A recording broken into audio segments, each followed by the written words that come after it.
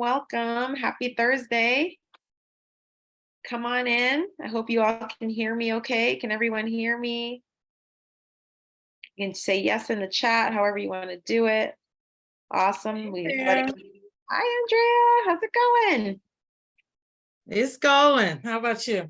It's going. I'm actually in Boston right now, visiting family. Yeah, so we're just letting people kind of trickle in. I'll give people a few minutes to settle in. In the meantime, I would love to know if you can write in the chat, where are you calling in from and what does success look like for you? I would love to know, where are you calling in from and what does success look like for you? And I'm going to go ahead and actually share my screen a little bit here. Awesome. So again, where are you calling in from and what does success look like for you? I would love to know your thoughts on this. Let's see if I see anything interesting in the chat. So for me, I'll go first. My name's Christina. I am the community manager at the Career Journey. And for me, I'm located in Boston right now, but I live in Brooklyn. And for me, success looks like having complete autonomy and control over my time and my energy. That's what success looks like for me, being able to choose what it is that I want to do with my time and energy. What about you all? What does success look like for you? I'll put it in the chat too. Let's see here. Andrea, she says she's from Phoenix and success for me looks like being able to be in control of my destiny. Yeah, so similar to me, Andrea. Yeah, being able to have that control over your own, not only just success and destiny, but where it is that you spend your time and your energy and your effort, all of those things. Let's see who else we said. Abby said, you said it so much better. Ginny says, Washington, D.C., and success looks like a fulfilling career, community, and relationships. I love that. I love that. Let's see. Annika, hey, Annika says, LA, success. I think it's a feeling of security and belonging, sharing of stories in a community. I love that. I'm in LA, Adolfo. Hey, Adolfo. And success is keeping my faith first and always putting my family first. Yes. Abby, freedom. Oh, she's New Jersey. Freedom to choose my schedule and control of how much I get paid. Yes. I'm kind of hearing that same kind of control over my time and my energy and compensation, right? Josh is from New York. I would like to be comfortable financially while contributing to my community. I love that. Actually, I should add that piece. Also contributing to my community is success. Leandria, Florida, success looks like living in my essence and doing things that bring me joy. I love it. Bill, success, feeling happiness from what I do. I love it. All of these answers make me so warm. And for those who just joined us, we're just giving people a few minutes to join. Would love to know, where are you calling in from? You can write it in the chat. And what does success look like for you if you're new to the room? Abigail says she's from Connecticut. Success is being at choice and empowered consistently to show up as my authentic self. Yes, I love all of those answers. All great responses. So welcome everyone to the Career Journeys monthly member event. And today's session is around putting purpose into action, redefining success for yourself. We're really excited to have you here and have this discussion. So before we dive into our panel discussion, which is why I know you're all here, we're going to talk first a little bit about the Career Journey, because this is the organization that's bringing you this event. So what is the Career Journey? The Career Journey is an online community of support, particularly for any job seekers, job transitioners, anyone navigating their career who could use some empowerment, encouragement, and support. As you all know, your career is not, well, maybe you don't know, but I'm sharing with you now, your career is not a straight trajectory, right? It's a journey. Sometimes your career will be going great and then you get acquired and you have to leave the organization. Sometimes you're doing the work that you want to do, and next thing you know, there are layoffs, right? Or maybe you're doing work that you thought you really wanted to do, and in the future, and then you decide, hey, I want to do something completely different, right? And that's okay too, because as you evolve, so does your career. So do your interests evolve, so does your career path, right? And so the career journey really helps in providing a safe space for job seekers, transitioners, anyone navigating change in their career to not only have access to group coaching and career coaches. I myself am a community manager, but I'm also a career coach. And we also provide resources like training, live training sessions every week on a variety of topics, from LinkedIn to how to network effectively, how to build your confidence, how to give a successful pitch, how to use Chat GPT, you name it, we have those sessions. We also provide a career journey portal that has a bunch of resources, worksheets, videos to really help you navigate your job search, as well as a Slack community of support. We have in-house recruiters who also share roles first with our community, so you can get a referral for these types of roles. So we really hope that you, if you are looking for that support, if you are on the job search, if you are feeling maybe discouraged, or feeling down in the dumps, because the job search is a very difficult process. It's not an easy process, and it can feel very isolating. We're here to be that community of support for you. So with that said, this is what we offer. Like I said, networking and connections, career coaching and events and trainings, tools and resources as well. All right. So, I want to read a few more things from the chat. Luis says, being able to wake up and enjoy what I do in Queens, New York. Yes, I think that is success too. I agree with that. And lastly, Jackie says, from Jacksonville, Florida. Hi, Jackie. Success looks like feeling fulfilled, mind, body, and soul.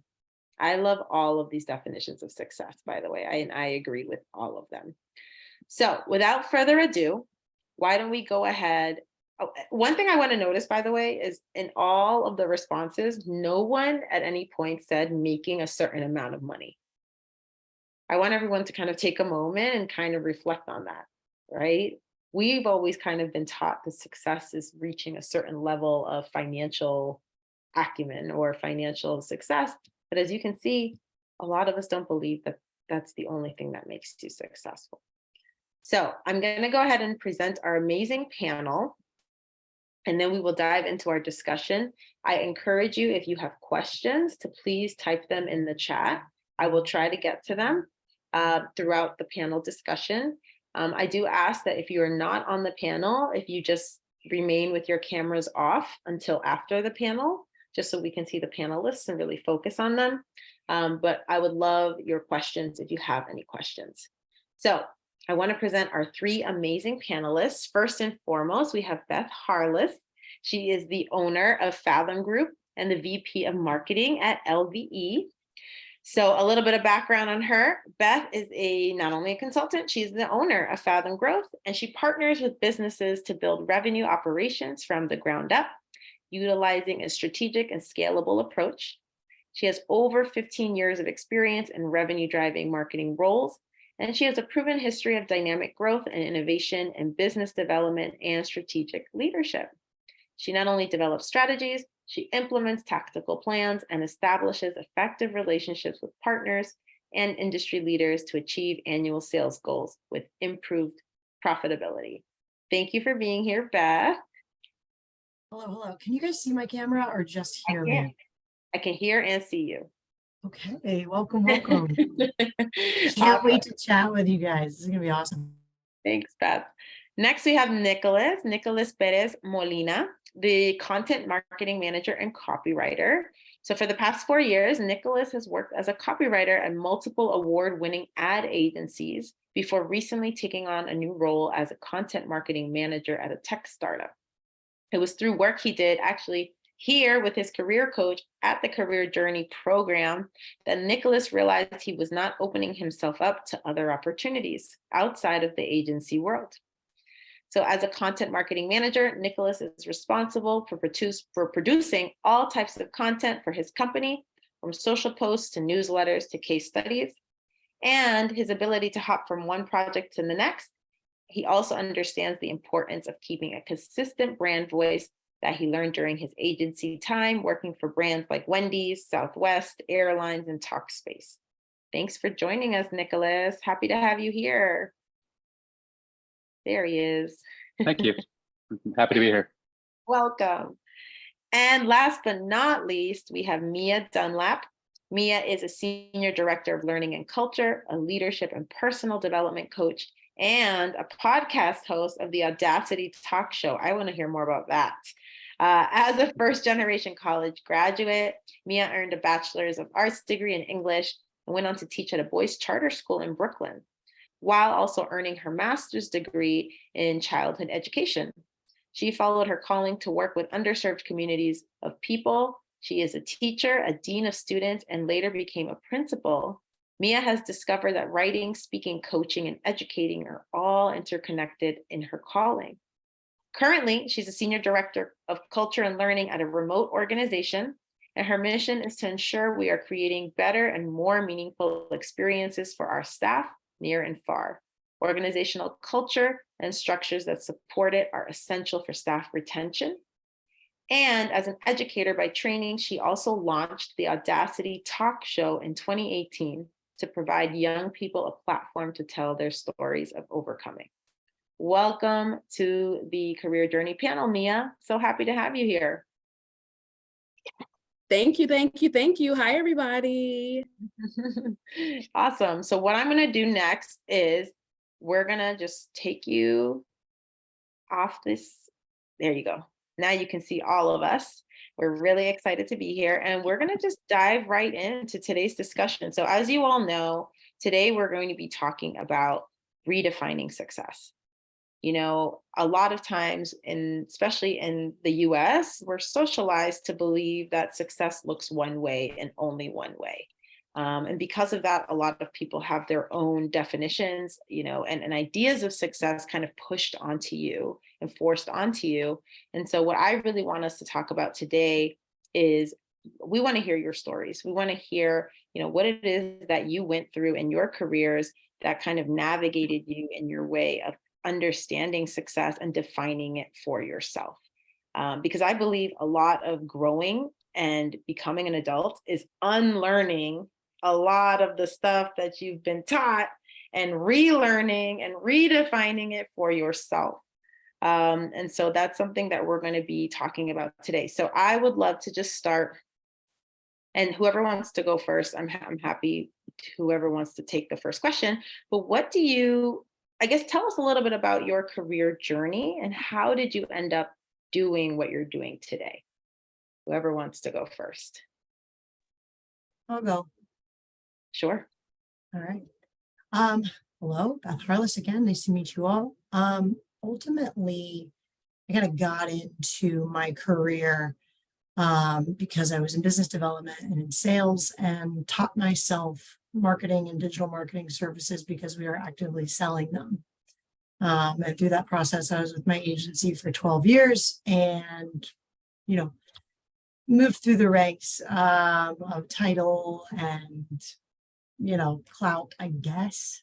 But my role was really the same. And so it got a little stagnant for me. And I decided to kind of, after COVID, walk away and try something new because I was ready to learn. I was pretty comfortable in my role, and it was time for me to push it a little bit. And we, you know, obviously we can get into this if this question comes later, but was introduced through kind of my process of understanding to Larnell and kind of cross paths with him in that way because he made me reframe my thought, which is when I decided to start over 2 years ago consulting for people. So taking those marketing services that I was selling and actually do the work for the people of my choice. And that is when it really started to like snowball into something that felt like I was getting stretched and pushed. So it's kind of how I got here. And yeah. So what I'm hearing, Beth, I'm just going to elaborate. So I'm hearing that you had kind of an inner desire to do something different. You were feeling stagnant in your role, and you actually sought out support, it sounds like, to help you make that Yeah, transition. I knew I wanted to do something different than what I was doing, but nothing I was coming across excited me in the way that I wanted. And I really wanted somebody to challenge that reframing of thought and kind of put me through the ringer to do this exact process and ask these hard questions. You know, if you're doing X a year from now, what does that look like? Yeah. And if I could answer that, then I knew what direction to point.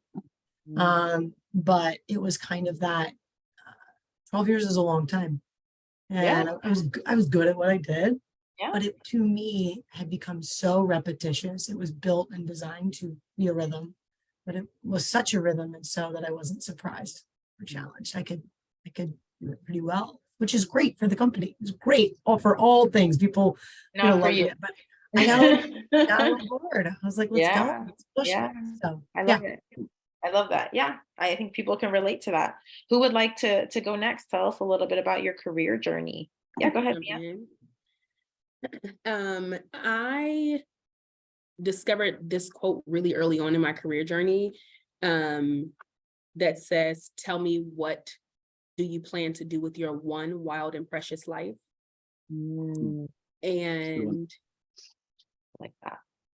Beth, when you said your statement about being stretched reminded me of that quote really being a starting point for me.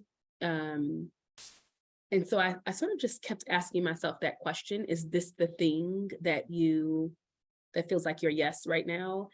And yeah, that is by Mary Oliver. And is this the thing that is your yes right now? Like, maybe it's not my forever, but is this the yes right now? And I started out in teaching. After I left Spelman, I was clear that it was going to be in some educational world. And I continued sort of through educational leadership and in schools and that kind of thing. But the question that kept coming back to me is like, is this the next yes? Is this the next yes? And when it wasn't still a yes, once I got into something, I was in a role, I was in a position, if it wasn't still a yes, I felt like I gave myself permission to pivot and continue to sort of give myself permission to pivot when I no longer hear a resounding yes, this is it for right now. Yeah. So I'm hearing for you, it was kind of you checking in with yourself constantly, right? Of like you checking in, does this still feel right to me? Is this still something that's fulfilling? Yeah. And I don't know that I had that language like in my earliest parts of my career, but when I reflect on it, that's where the decisions were sort of coming from, of like, is this what you want to be doing for your life? I don't know how long I'm gonna be here, but if I'm gonna be here, what do I want to dedicate or commit my life to? So I'm hearing level of self-awareness, right, that you need to have in order to have those types of conversations with yourself. So I think that's awesome. Thank you so much for sharing. How about you, Nicholas? My career journeys. So I'm from the Washington, D.C., Northern Virginia area, and I was selling media for 7-8 years. I was pretty good at it, mostly because my job was to sell airtime. I was selling radio advertising, digital advertising. So I would sell like airtime or space, and then I would have to write the commercial or write the digital ad. I enjoyed writing it more than selling it. And the only reason I was really good at selling it was because I was so passionate about like what to write. And so I would talk to these companies and I would say like, oh my God, you guys are so amazing. Everyone should know about this. Let me write an ad. And so I'd write an ad, present it to them. And then all of a sudden they were just dropping, $100,000 on my deal. And I was like, cool. I was like, this is pretty easy. But as I got further up, they wanted the senior account executives to work with media buying agencies and less like direct clients, which meant that I didn't really have to write ads anymore. I just basically just took orders.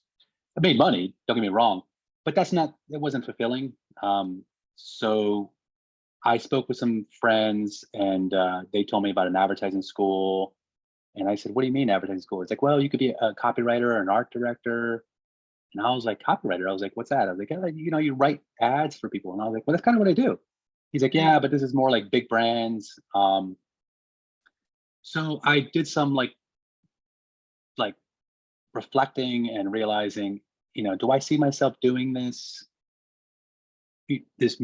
radio advertising, for 20, 30, 40 years? And I was like, I don't think so. And then I asked myself a question that I never asked. I was traveling, and I was at this unique place called Salar de Uyuni in Bolivia. It's like white salt flats. It's Yeah, everything's made I've out been of salt. wanting to go there, by the Oh, way. it's incredible. It's My incredible. bucket.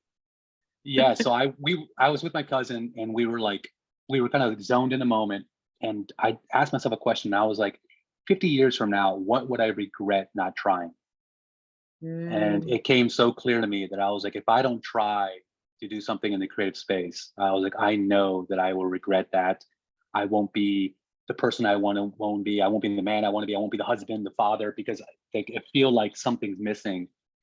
And so at 37 years old, I quit my job, gave up my car, my condo, and then went back to school and then started over. And I became a copywriter, and then copywriter kind of became as a content marketing manager. wow, that's amazing. Thank you for sharing. So I'm hearing Sure. from your story that not only did you also have that self-awareness and asking yourself those deep questions, but you also had perspectives. Like somebody else kind of told you about a role that you maybe would have never known existed. Yeah, Right. And like, this is absolutely. why I really believe in the value of community and talking to people from all different walks of life, because you may learn something you never even knew you didn't know. Right. Absolutely. Absolutely. Absolutely. Yeah. So I would love to hear a little bit about, the title of this discussion is putting your purpose into action, right? And redefining success. So it's this concept of purpose. I know as a career coach, a lot of my clients are trying to figure that out. They're trying to figure out, what is my purpose? What is purpose? So I would love to hear whoever wants to go first. Like, what do you believe purpose is? And how did have you discovered your purpose? And if you did, how did you discover it? I can hop in. Yeah, go ahead. I have another quote. Yeah, I love quotes. Please, you want to write them in the chat? Like, I'm all about it. There's a quote that says, that I recently discovered, that says, "Be where your feet are." And what I've just rediscovered for myself is that purpose, I thought purpose was for me this grandiose thing where I should be thinking about, 50, 60 years all the time, and thinking about like having that front of mind. But I got clear that purpose for me was about this moment. Like, what am I purpose? And it helped me to get so clear about bigger picture stuff and like widen my lens when I could be present to where I was. And so, is this my purpose? Is this where I am right now? This what I'm purposed to be doing in this moment? And who am I becoming? And is this who I want to become? And so when I think of purpose, in the last, 5 years, I've sort of been on this journey of realizing that purpose can change, and that there can be a defined purpose for this moment and this moment in my life. And as I grow and as I evolve and morph, that there might be another purpose for another time in my life, and that I get to be opened to not sort of sticking to like, this is the way life was supposed to be. It's like, oh, well, this is what life is right now. And so what might be true for right now? And so I would say, to the question of like, have I found my purpose? What is my purpose? I would say it's being, and allowing myself to discover and learn, and not sort of stay rigid on this is who I'm supposed to be or what I'm supposed to be doing, and sort of leaving out the shoulds and supposed to be's, and sort of live. And this is, I'm also still learning this, y'all, but it's something that I'm aware of.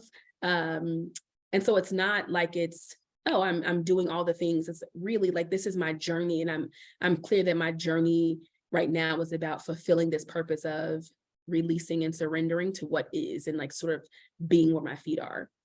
Yeah.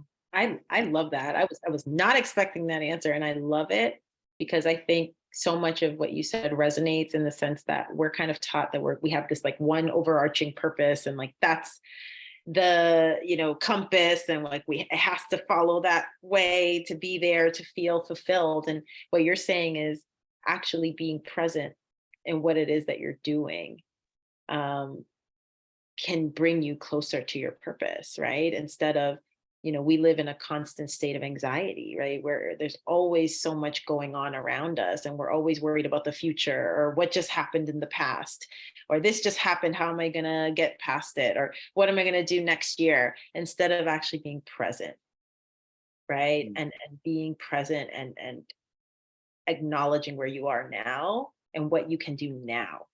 So I absolutely love that you said that. And Leandra says, yeah, leaving out the shoulds. I don't like the word should.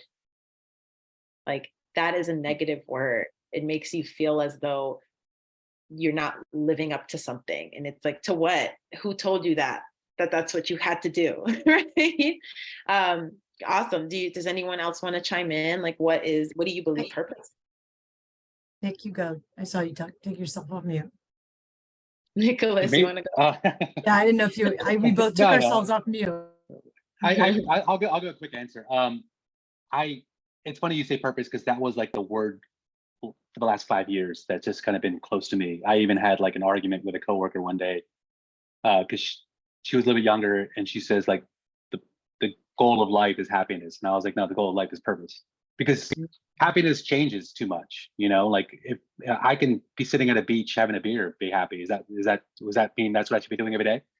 But purpose is so much deeper than that. Your purpose is like, you got to find what the 9-year-old version of you wanted to do, and you have to speak to that person, and you have to have that line of communication open. You have to. I believe that everything that you were as a kid is who you should be now. You should be able to like keep that same person. You know, if you were a curious kid in the beginning, you were earlier, you should be a curious adult. If you were a little bit rambunctious, you should be rambunctious, you know, in a healthy way. But you got to keep that kid inside of you alive, and whatever that person is, I believe that's the purpose, you know, and my purpose is, I believe I do a really good job of making ordinary things extraordinary, because where I am is where I am. And if I'm talking to you, you're the most important thing in my life. And if I'm doing a project, even if it's mopping my kitchen floor, that's the most important thing for me to be doing right now. And my wife sees me and I'll play some music and I'll be like jamming while I'm doing it. And she's like, I've never seen someone happier. And I was like, it's these little things you do every day that you add up, this and that and this. And all of a sudden, like you start to grow like a repetition of like, what I do, I give it all my best. That's the way I live my life. And so I would say my purpose is to just do the normal things, just put a little extra love to it.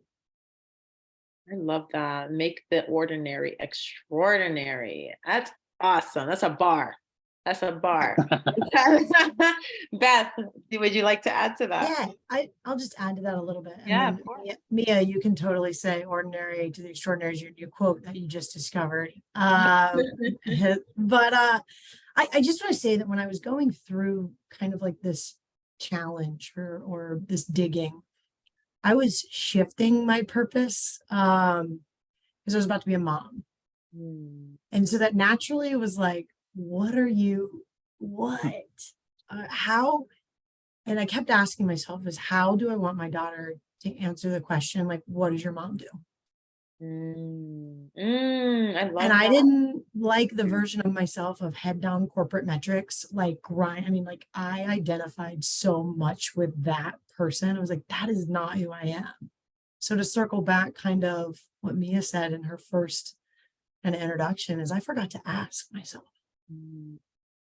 And once I started doing that and I started asking myself, it was very, very clear is like, what do I want? How do I want to be perceived? What do I want to show her that I do? And like that, the path became so much more clear as to how I wanted to appear to her and how I wanted to be able to show up for her every day. And that was new to me. So I was really thinking about how I wanted to move into that portion of my life. I love that. I love that. And I think what I've learned from the three of you just sharing your kind of perspective on purpose is that it's not one thing and it can change. And it's not a constant, like, this is my purpose and that's it. It shifts, right? Like Beth, her purpose shifted when she realized she was going to be a mom. Now her purpose was creating a life that's the best life possible for her child, right? That became the purpose. And so it does change and shift. And so I want everyone in the room to just remember to be gentle with yourselves, and what your purpose now today is, it could change. And that's okay, right? That doesn't make you a failure or a flake. It just means your priorities have changed and things have shifted and you've evolved, right? That's part of being a human, is evolving. So actually, Beth, you gave me a perfect segue to the next question, which was, how has getting clear on your purpose helped you really align with your career or with your work? I don't know if you want to kind of take it from there. Obviously, for you, kind of becoming a mom and realizing, I'm not trying to work 80 hours a week. I want to spend time with my daughter. I still That do, helped but you a lot. somehow I enjoy it more. Yeah. The biggest thing I kind of came to was I really wanted to own what I was doing. Like you guys have all kind of said this, like control. I really wanted to like do my own thing and like let that be messy enough that whatever comes out of that is it. I wanted to like truly find some clarity in the mess. Like, okay, I'm going to take on this project. Do I like it or not? I'm going to tackle this work. Like, what's going on? But the best thing that it's done to really kind of bring this back is availability. I do not miss a pickup or a drop off from school. I don't want to. And I would have had to if I would have stayed on my path. I would have missed a lot. Yeah. And I would have never been fully present. My mind would have been completely somewhere else. And that is the biggest thing that I've done, is being able to like be present and available there and also there. And that's worth all of it. So that has really kind of been the biggest gift. I think the uncomfortability of figuring out where I'm going to do next and where I land and what that looks like has been.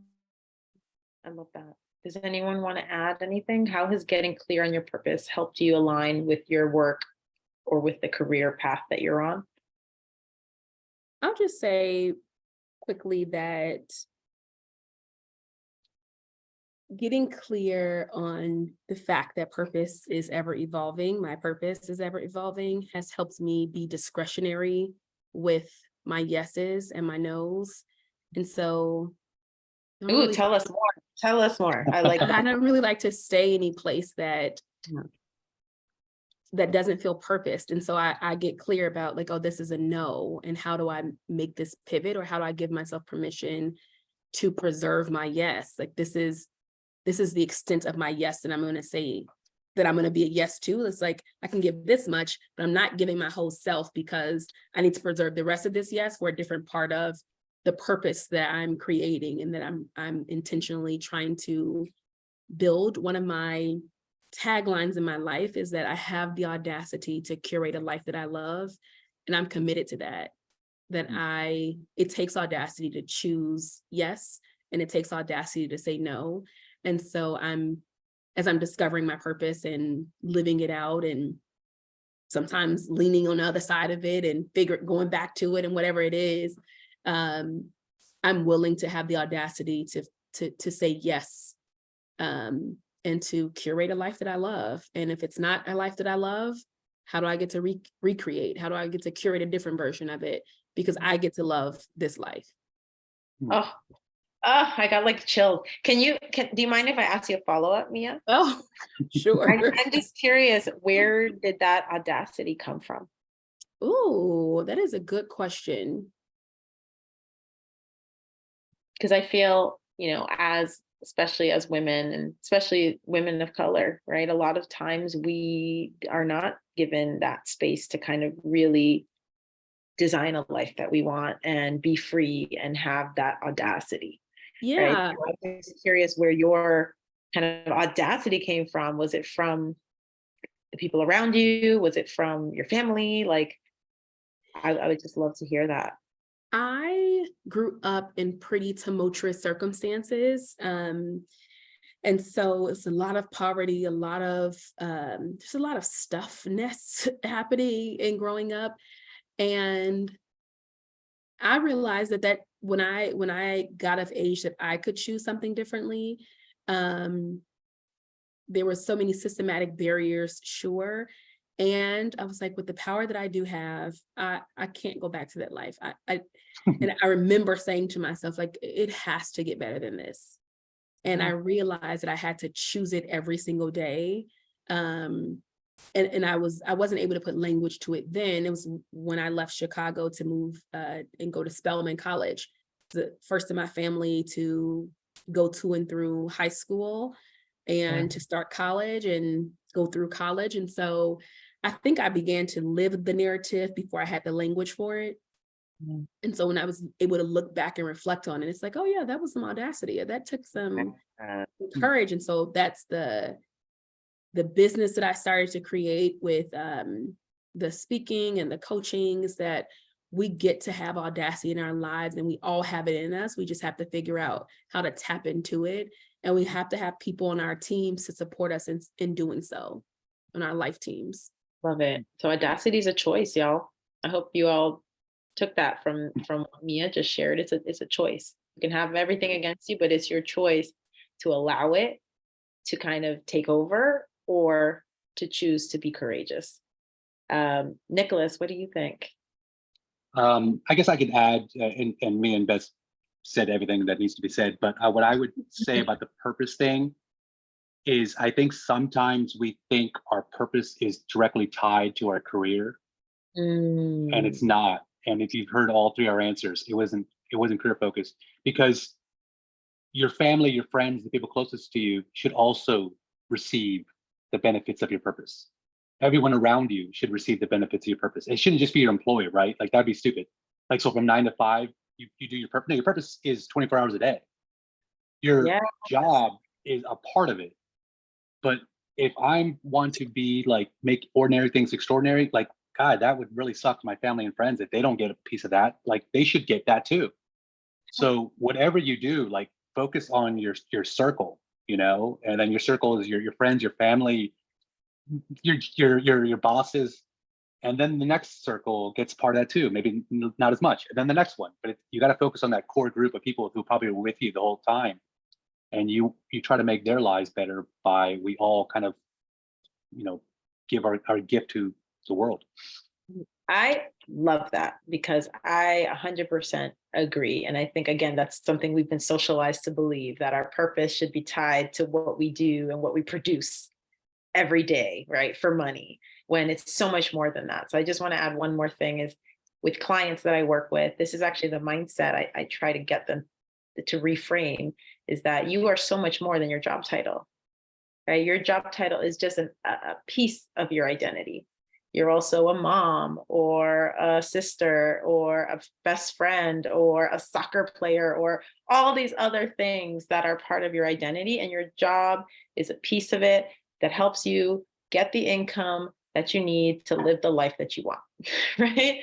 So really getting people to understand that you don't have to tie your purpose and your identity and your everything to a job title. And when you do that, and you get, God forbid, laid off or fired or not promoted or all these things, you then internalize that as, I'm not good enough, or I don't deserve this.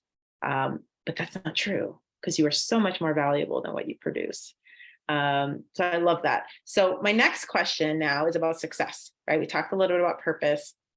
I would love to hear from each and every one of you. What is success? Like, what do you believe success to be? And how have you redefined it for yourself? Maybe you can start with, what did you used to think success was? And then through your life, you've realized, actually, being the CEO of a company and having no vacation time and 100-hour work weeks is not it, right? Or maybe the opposite. You're like, actually, that's what I want, right? So I'd love to hear whoever wants to go first. What is success, and how have you redefined it for yourself? I can go really quick. Go ahead, Beth. For me, what I have really kind of gone after when it comes to being successful is being uncomfortable. Mm, I wanted to get kind of away from that like rhythm and that process and like a bit of a robot, I'll say it. I would. And I really wanted to just be a little uncomfortable because then when you solve something, fix something, or overcome something, that win on the other side of that is so much sweeter than running through a process. mhm, And I really just I thought uncomfortability is actually what made my successes a little sweeter. It's because they're a little unpredictable.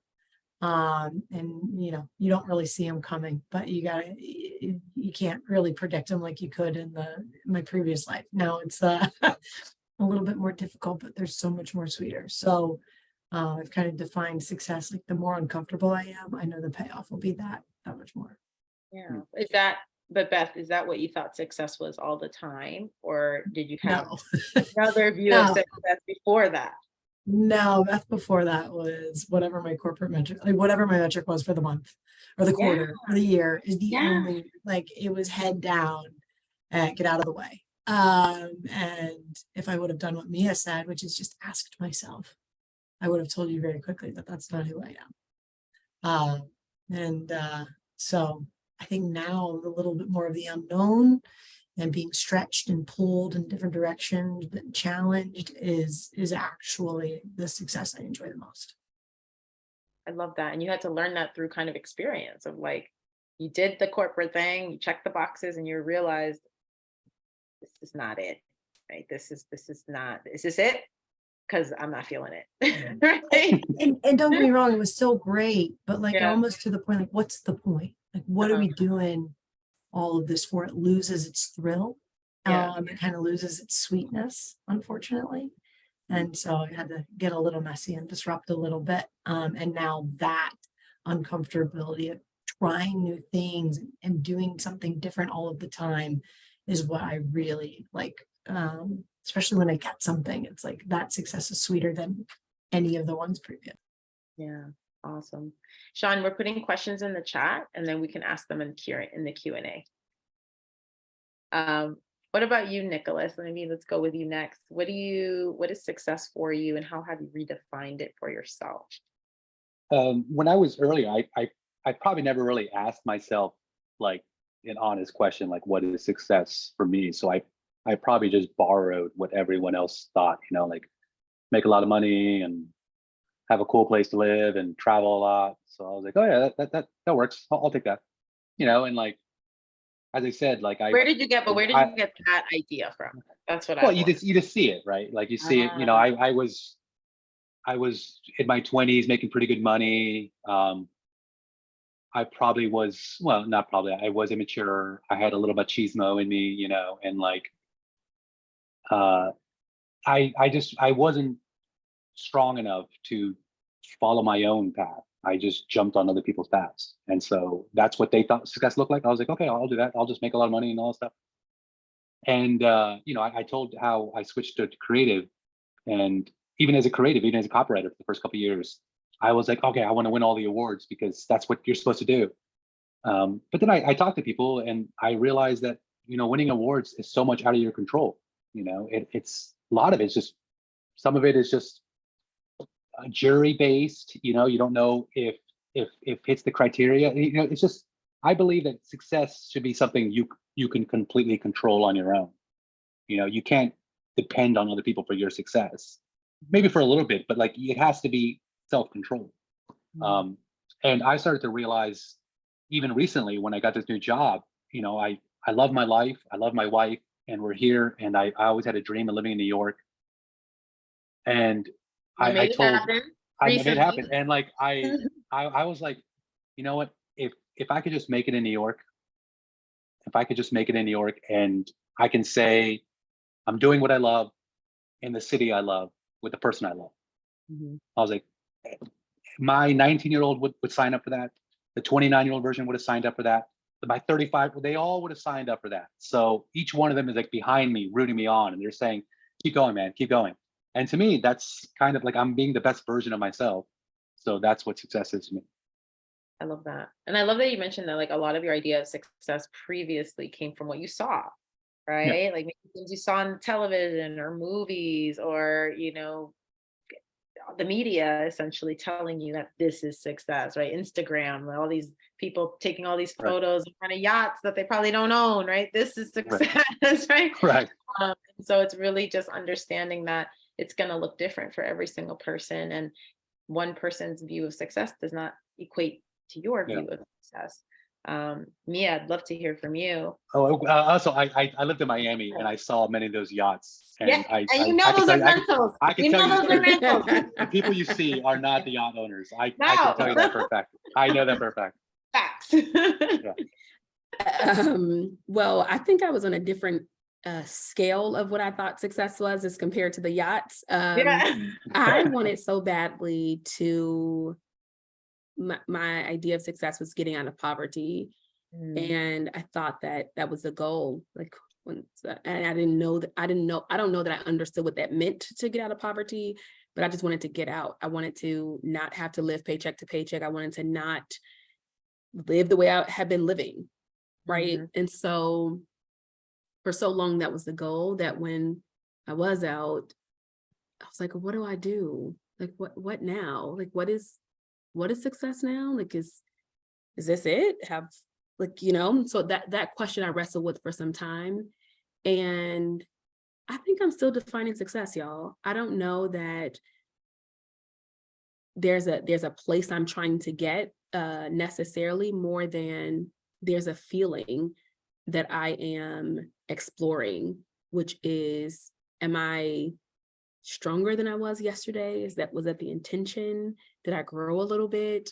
Did I learn something? Am I living well? And so I don't know. I think success, similar to purpose, is different based on circumstances. That success for this thing or in this moment is this, but long term it might be this. So I'm still toying with it and defining it and redefining it. What I am learning is that it's mine to define. And so I'll keep exploring it, and I sort of don't need help with the definition of it, because I am giving myself permission to give myself the definition as I come to it. Oh, that gave me chills. I love that. What was it that you said? It's mine to define. I think that's amazing. And you kind of mentioned like success and purpose kind of being interconnected, but not necessarily the same thing. So that's actually a question I have for all of you. Do you believe success and purpose are interconnected? Why or why not? Mia kind of gave her answer. Maybe we'll hear from Nicholas and Beth. Yeah, I think if you find your purpose, consider yourself one of the lucky ones, one of the successful ones, because it is hard. It is. Yeah. But it's not about adding things, it's about subtracting. Like I said, you got to go back to the basic element of who you are. There you'll find what your purpose is. And if you're with you and your group of friends, if you're the planner and you love to plan things, maybe that's it. Maybe that's it. Maybe you just didn't know that was your thing. It's the essence of who you are, and you probably do know it. That's the thing, is you probably do know what your purpose is. You may want it to be something else, but don't lean in. Don't make it harder for yourself. Lean in. So I love that. I love that, the essence. I love that. And I think we forget about it so much when we get older, because we have so much we have to think about, right? Like adulting, all the bills we got to pay, all the kids we got to pick up, food we got to make, right? All of this takes over, and we kind of forget that young inner child, right? That's still in there somewhere deep in there, that still wants to be, playful, that still wants to have fun, that still wants to maybe be goofy or silly, right? And we forget about that. So I love that. It's coming back to your essence. What about you, Beth? What do you think? I think the biggest thing for me is my purpose isn't a singular thing. It's not like this is my one thing. there are so many different things that give me purpose that I don't want to get stuck on, naming it perfectly and naming it, so pointed. There are so many different ways that I like have purpose in my life. It doesn't always just have to be the one thing. It can be many, many, many different things. And they can evolve, as Mia's kind of said, is they can evolve over time, but like you can find your purpose in a number of different ways. And it doesn't always just have to be a job title. So Yes. And I think that's what I want everyone to take away from today's panel, right? Is that your purpose can change and it can shift and it can evolve. As long as you're evolving and growing, your purpose can as well. And I love Mia's quote of your success is mine to define, right? Is yours to define for yourself. There is no one way to be successful. It's whatever works for you, right? And so we have about a couple of minutes. I would love to hear maybe 1 or 2 questions from the audience.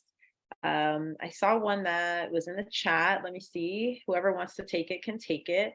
Does anyone have resources or recommendations, podcasts, webinars, books, anything to help someone kind of figure out their purpose or what is success to them? Anything that you recommend? I shared one in the chat. Like, I am a huge podcaster. I'm an audio learner.